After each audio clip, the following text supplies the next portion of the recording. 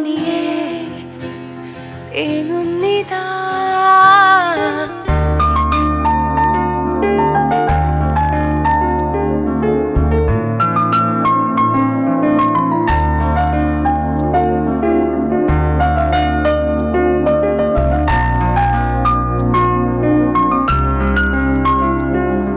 അതെ, എന്ത് പേരാ ഇടേണ്ടത്?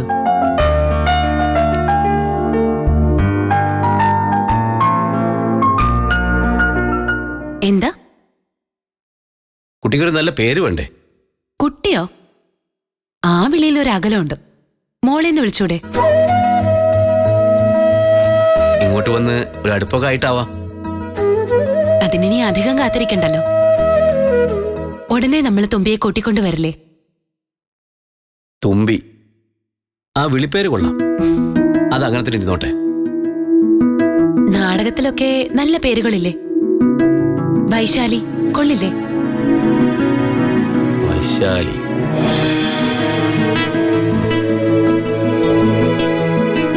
ഏയ് അത് വേണ്ട. ഋഷ്യശങ്കരനെ വശീകരിക്കാൻ പോയ നായികയാ, ആ പേര് ശരിയാവില്ല. എന്നാ പിന്നെ ഉദയകലയായാലോ? ഛേ, ഒരുമാതിരി ബാലെ ട്രൂപ്പിന്റെ പേര് പോലുണ്ട്. തൃപ്പുണിത്തറ ഉദയകല അവതരിപ്പിക്കുന്നു. ഛേ, വേണ്ട വേണ്ട. അതാവുമ്പോ പേരിലൊരു ഉദയനുണ്ടല്ലോ എന്ന് ഓർത്തു. നന്ദനയ്ക്കും പേരിൽ കടന്നു വരാം. അല്ലെങ്കിലും ഈ അച്ഛൻ്റെയും അമ്മയുടെയും പേരിൽ മോഡിഫിക്കേഷൻ നടത്തി കുട്ടികൾക്ക് ചാർത്തി കൊടുക്കുന്നത് ഒരു പഴയ ഫാഷനാണ്. അക്കൂട്ടത്തിലും ചില നല്ല പേരുകൾ ഉണ്ടായിട്ടുണ്ട്. ഉദാഹരണത്തിന് സനുഷ. സന്തോഷിന്റെയും ഉഷയുടെയും മോളായതുകൊണ്ടാണ് ആ കുട്ടിക്ക് സനുഷ എന്ന പേരിട്ടത്. ഐശ്വര്യമുള്ള എന്നാ വ്യത്യസ്തമായൊരു പേര് ആലോചിച്ച് ഫിക്സ് ചെയ്യാം.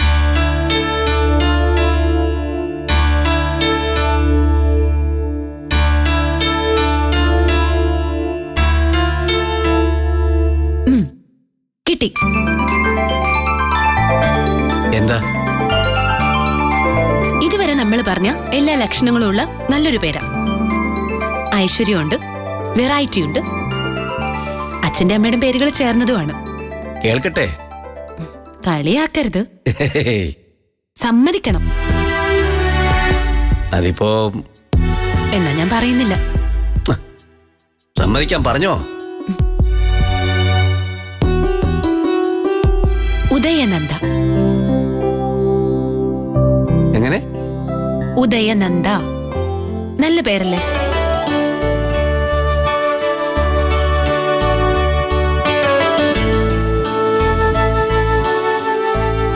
വാക്ക് മാറാൻ പറ്റില്ല. ഫിക്സ് ചെയ്യാന്ന് സമ്മതിച്ചതാണല്ലോ. ഓക്കെ, സമ്മതം. സമ്മതിച്ചു. ആ, ഞാൻ വെറുതെ സന്തോഷിക്കാന്നേ ഉള്ളൂ. പെൺകുട്ടിയാ, അച്ഛനോടായിരിക്കും അടുപ്പം. ഏയ്, അങ്ങനെയൊന്നുമില്ല. ആര് പറഞ്ഞു? ഇന്ന് തന്നെ സംഭവിച്ചത് എന്താ? കാറിന്റെ ചാവിയും കൊണ്ട് തുമ്പി ഓടി വന്നു. എന്നിട്ട് ആരുടെ നേരെയാ നീട്ടിയത്? അപ്പൊ ഇഷ്ടം ആരോടാ? അത് ഇഷ്ടം കൊണ്ടൊന്നുമല്ല. തുമ്പിക്ക് മനസ്സിലായി ഞാനാണ് ഡ്രൈവർ എന്ന്. അതുകൊണ്ട് കീ എന്നെ തന്നതാ. പിന്നെ ഒന്ന് പോകുന്നുണ്ടോ? അത് ശരി, കുട്ടിക്ക് വന്നിട്ടില്ല. അതിനു മുമ്പ് എന്നോട് പോകാൻ പറഞ്ഞു തുടങ്ങിയോ? ആ, ഇക്കണക്കിന് നമ്മൾ മിക്കവാറും പുറത്താവും. എന്ത് പറഞ്ഞാലും അതിനൊരു വ്യാഖ്യാനം കണ്ടുപിടിക്കും. തുമ്പി ഒന്ന് വന്നാ മതിയായിരുന്നു. അധികം സ്വപ്നങ്ങളും പ്രതീക്ഷകളും വേണ്ട, ആർഭാടത്തോടെ വളർത്തുകയും വേണ്ട. ജന്മം കൊടുത്തത് ആരോ ആയിക്കോട്ടെ, ഇനി ആ കുട്ടിയുടെ അച്ഛനും അമ്മയും നമ്മളാ. അച്ചടക്കത്തോടെ നല്ല ശീലത്തോടെ വളർത്തണം. ആ ഉത്തരവാദിത്വം ഞാൻ അങ്ങോട്ട് ഏൽപ്പിക്കുക. പകുതി ഉത്തരവാദിത്തം അങ്ങോട്ട് ഏൽപ്പിക്കുക. എന്താ?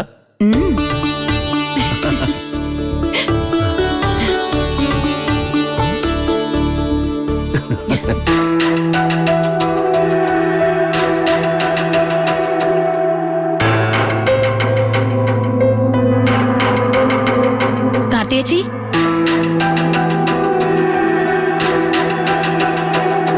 ചേച്ചി,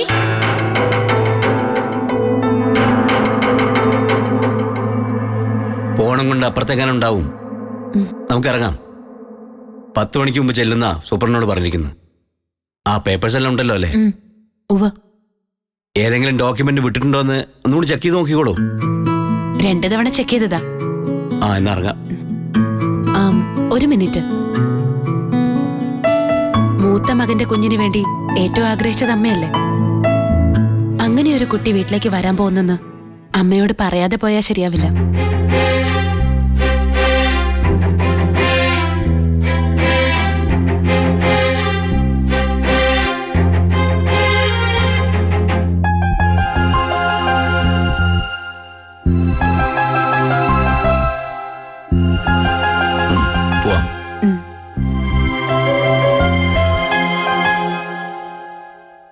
കാർത്തിയേച്ചി, പോട്ടെന്നേ, നമുക്കിറങ്ങാം. അറിയാതെ പോയാ പിന്നെ അത് മതി. നമ്മള് മനഃപൂർവ്വം ഒഴിവാക്കിയതാണ്, ഒരു വാക്ക് പറഞ്ഞില്ലെന്നാവും പരാതി. ആളിനെ കാണാതെ എങ്ങനെ യാത്ര പറയുന്നത്? ഞാൻ വന്നേ. ഞാൻ ചേച്ചി ഇവിടൊക്കെ നോക്കുമായിരുന്നു. ഞാനന്ന് അമ്പലത്തിൽ പോയി. നിങ്ങൾക്ക് രാവിലെ സമയം കാണില്ലെന്നറിയാം, അതുകൊണ്ട് ഞാൻ പോയി. ചെറിയച്ഛനും പ്രത്യേകം പറഞ്ഞു അമ്പലത്തിൽ പോയി പ്രാർത്ഥിക്കണമെന്ന്. ചെറിയച്ഛനോ? ആ, എതിയേട്ടൻ. വരാൻ പോന്ന കുട്ടിയുടെ ചെറിയച്ഛനല്ലേ എതിയേട്ടൻ? ഇവിടെ ഇല്ലെന്നല്ലേ ഉള്ളൂ. ഏട്ടന്റെ മനസ്സ് മുഴുവനും ഇവിടെയാ. കുഞ്ഞിനു വേണ്ടി ഞാൻ വിസ്തരിച്ച് പ്രാർത്ഥിച്ചിട്ടുണ്ട്. സർവേശ്വരി പൂജയും നടത്തി. ദാ പ്രസാദം.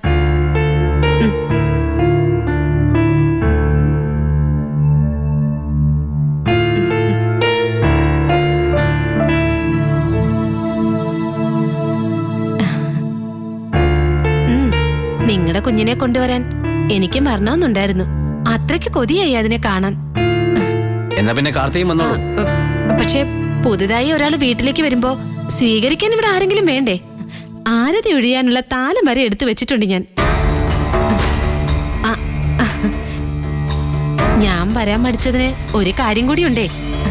3 പേരൊരുമിച്ച് ഒരു നല്ല കാര്യത്തിന് പോകുന്നത് ശരിയല്ല. പണ്ടേയുള്ള വിശ്വാസങ്ങളാ. എന്നാ പിന്നെ സമയം കളയണ്ട, പോയിട്ട് വാ. ഞാൻ കാത്തിരിക്കാം.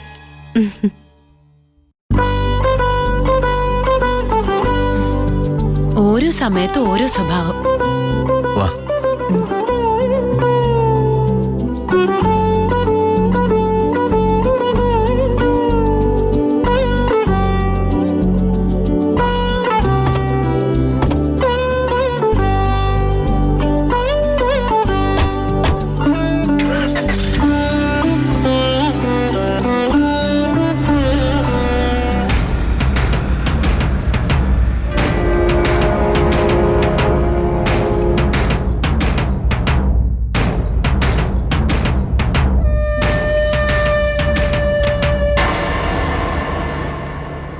എല്ലാ രേഖകളും ഇതിലുണ്ട്.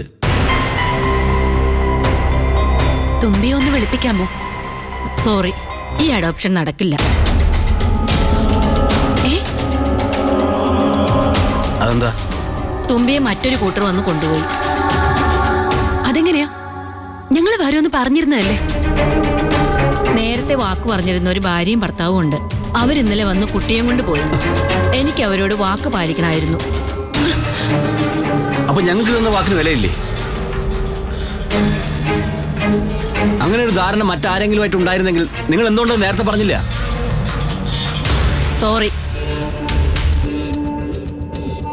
സോറി പറഞ്ഞല്ലോ ഞാൻ. So what? ഞങ്ങൾ അത്രയ്ക്ക് പ്രതീക്ഷയോടെ വന്നത്. ഒരു കൗതുകത്തിന് കുട്ടിയെ ദത്തെടുക്കാനല്ല ഞങ്ങൾ ഉദ്ദേശിക്കുന്നത്. ആവശ്യമായ എല്ലാ റെക്കോർഡ്സും ഉണ്ട്. എന്നിട്ട് വളരെ കൂളായിട്ട് പറയുന്നു കുട്ടിയെ മറ്റാർക്ക് കൊടുത്തെന്ന്. അതൊന്നും പറ്റില്ല. വാക്ക് പാലിക്കാൻ നിങ്ങൾക്ക് ബാധ്യതയുണ്ട്. ഞങ്ങൾക്ക് ആ കുട്ടിയെ കിട്ടണം. പക്ഷേ നന്ദനം ഉണ്ടായിരുന്നേ. നിങ്ങൾ പറയണം, ആർക്കാണ് കുട്ടിയെ കൊടുത്തത്? അതങ്ങനെ പറയാൻ പറ്റില്ല. ആളെ കളിയാക്കാണോ നിങ്ങള്? സാറേ, നിങ്ങൾ ബഹളം വെച്ചിട്ട് ഒരു കാര്യമില്ല. നിയമപരമായ നടപടി അനുസരിച്ചിട്ടാണ് ഞാൻ തുമ്പിയെ മറ്റൊരാൾക്ക് കൊടുത്തത്. നമ്മൾ തമ്മിൽ ഉടമ്പടിയൊന്നുമില്ലല്ലോ. പിന്നെ ഈ ഒരു കാര്യത്തിന് ഇത്രയും ദേഷ്യപ്പെടുന്ന നിങ്ങൾക്ക് എങ്ങനെ ഒരു കുഞ്ഞിനെ തരും? മാഡം, ഞങ്ങള് സർട്ടിഫിക്കറ്റ്സ് മാത്രം പോരാ, ഒരു കുട്ടിയെ വളർത്താൻ ക്ഷമ വേണം. ക്ഷമയുണ്ടെന്നുള്ള സർട്ടിഫിക്കറ്റ് കാണിക്കണം. ഇനി സാറിനോട് സംസാരിക്കാൻ എനിക്ക് താല്പര്യമില്ല. തുമ്പിയെ വേറൊരു നല്ല ഫാമിലി അഡോപ്റ്റ് ചെയ്ത് കൊണ്ടുപോയി. ഇവിടെ വേറെ കുട്ടികളെ തൽക്കാലം ദത്ത് തരാനില്ല.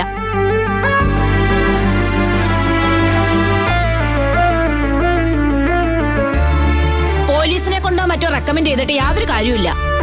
ഇനി മന്ത്രി ശുപാർശ ചെയ്താലും ഇവിടെ ഞങ്ങൾക്കാണ് തീരുമാനിക്കാനുള്ള അധികാരം. എന്നാ പിന്നെ പോകുമല്ലേ? എനിക്ക് കുറച്ച് തിരക്കുണ്ട്.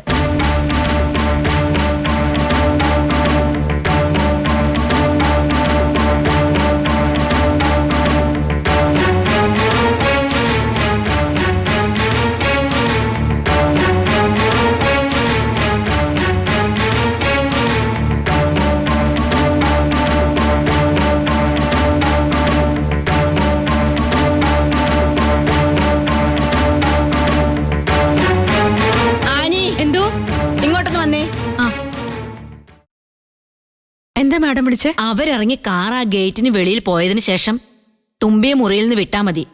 ആ ഗേറ്റും പൂട്ടിയേക്ക്. ശരി, ഓക്കെ ഓക്കെ. വന്നിരിക്കുന്നു കള്ളുകുടിയും ഭ്രാന്തിയും കൂടി കൊച്ചിനെ തട്ടിക്കൊണ്ടു പോകാൻ.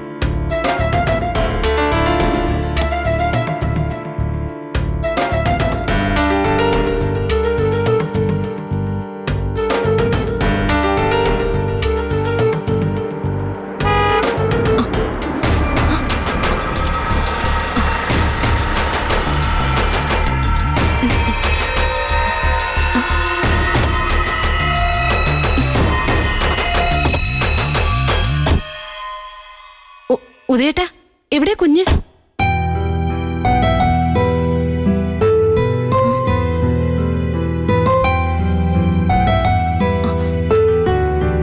എന്ത് പറ്റി നന്ദനെ? നിങ്ങൾ പോയിട്ട് കുട്ടിയെ കണ്ടില്ലേ? അതോ പോയില്ലേ?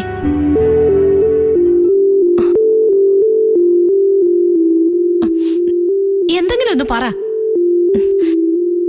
നന്ദനെ. ആ കുട്ടിയെ കിട്ടിയില്ല. അയ്യോ, എന്തു പറ്റി? ആരോ പാര വെച്ചതാന്ന് തോന്നുന്നു. അവര് പറഞ്ഞ വാക്ക് മാറ്റി. പാര വെച്ചെന്നോ? അസൂയക്കാരെ കൊണ്ട് തോറ്റല്ലോ എന്റെ ദൈവമേ. ഇവന്റെയൊക്കെ തല ഇടുത്തി വിട്ടു വീഴുന്നുമില്ല.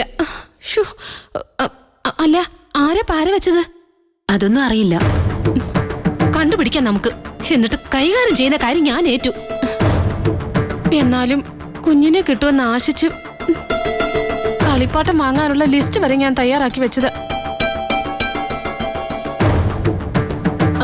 അല്ല നന്ദനെ, വേറെ കൊച്ചിനെ നോക്കുന്നുണ്ടോ? ഉടനെ ഒന്നും ആലോചിക്കുന്നില്ല. അതാ നല്ലത്. ഈ സങ്കടമൊക്കെ ഒന്ന് മാറട്ടെ. ഇതിന് നല്ലൊരു കുട്ടിയെ നമുക്ക് കണ്ടുപിടിക്കാം.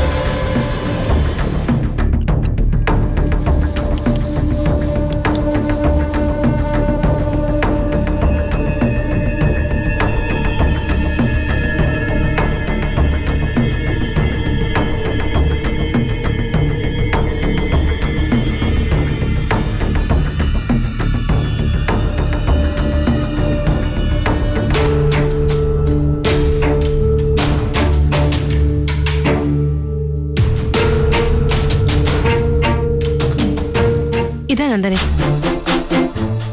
വേണ്ട. രാവിലെ ഒന്നും കഴിച്ചതല്ലോ, ഇതങ്ങ് കുടിക്ക്. വല്ലവനും പാര വെച്ചതിന് പട്ടിണി ഇരുന്നിട്ട് എന്തിനാ? ഇതങ്ങ് കുടിച്ചേ, കുടിക്ക്.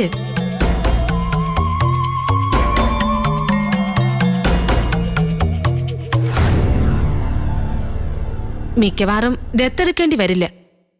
നന്ദനെ പ്രസവിക്കും. അതേ നന്ദനെ, സ്വന്തം കുഞ്ഞിനെ വളർത്താനായിരിക്കും നന്ദനയുടെ യോഗം. എത്രയും പെട്ടെന്ന് അത് സംഭവിക്കണേ എന്റെ ദൈവമേ, എന്റെ തൃപ്രയാറപ്പാ.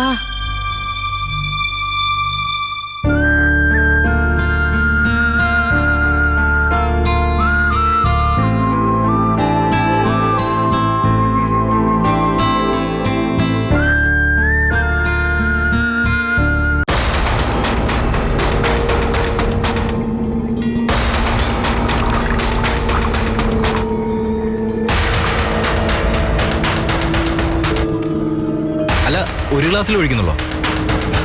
സോറി, ഞാൻ കഴിക്കാറില്ല. അതെ, ദേ ഞാൻ ഒഴിച്ചോളാം.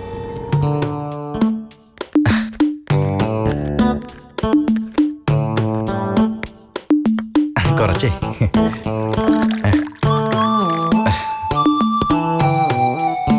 എനിക്ക് സോഡ പതിവില്ലേ? കുഴപ്പമില്ലല്ലോ അല്ലേ? ഒരു കുഴപ്പമില്ല, ധൈര്യമായിട്ട് കുടിക്കേ. ആ,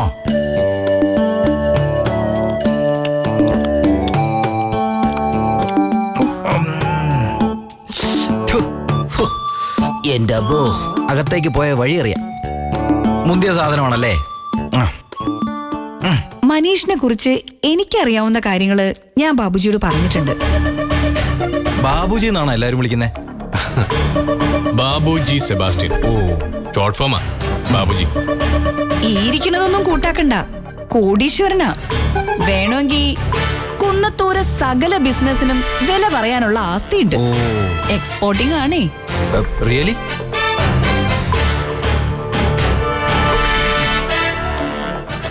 നോ നോ നോ നോ, ഞാൻ ഒഴിച്ചോളാം. അതെ, ഈ സ്ത്രീകളെ ബഹുമാനിക്കുന്നവനാണ് ഞാൻ.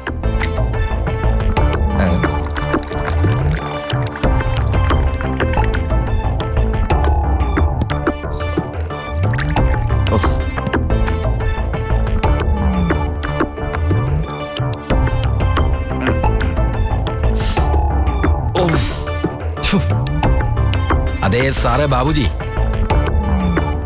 സ്വാഭാവികമായിട്ടും എനിക്കൊരു സംശയം. കോടീശ്വരനായ ബാബുജി എന്തിനാണ് എന്നെ പരിചയപ്പെട്ടത്? സ്റ്റെല്ല എന്തിനാണ് എന്നെ പരിചയപ്പെടുത്തുന്നത്?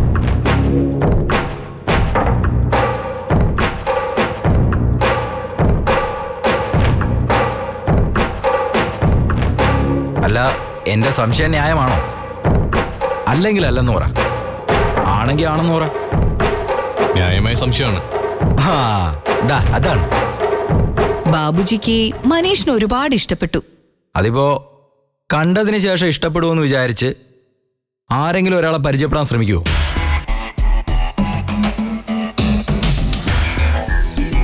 മനീഷിന്റെ ബയോഡാറ്റ കേട്ടപ്പോ നിങ്ങൾ ആള് കൊള്ളാന്ന് എനിക്ക് തോന്നി.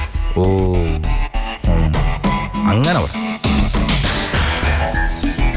അല്ല, എന്നാലും എനിക്കറിയണമല്ലോ, എങ്ങനെ ഞാൻ കൊള്ളാന്ന് ബാബുജിക്ക് തോന്നി? ഭേദപ്പെട്ട ചുറ്റുപാടുണ്ടായിട്ടും അവഗണിക്കപ്പെട്ട ഒരു ചെറുപ്പക്കാരനാണ് നിങ്ങൾ.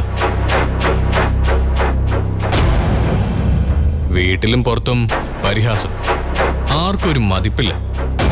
വൈഫ് പോലും വില കൽപ്പിക്കാത്തൊരവസ്ഥയുണ്ടായിരുന്നു എന്ന് ഞാൻ വിചാരിക്കുന്നു. സത്യം, നിങ്ങളൊരു വലിയ മനുഷ്യനാണ് ബാബുജി.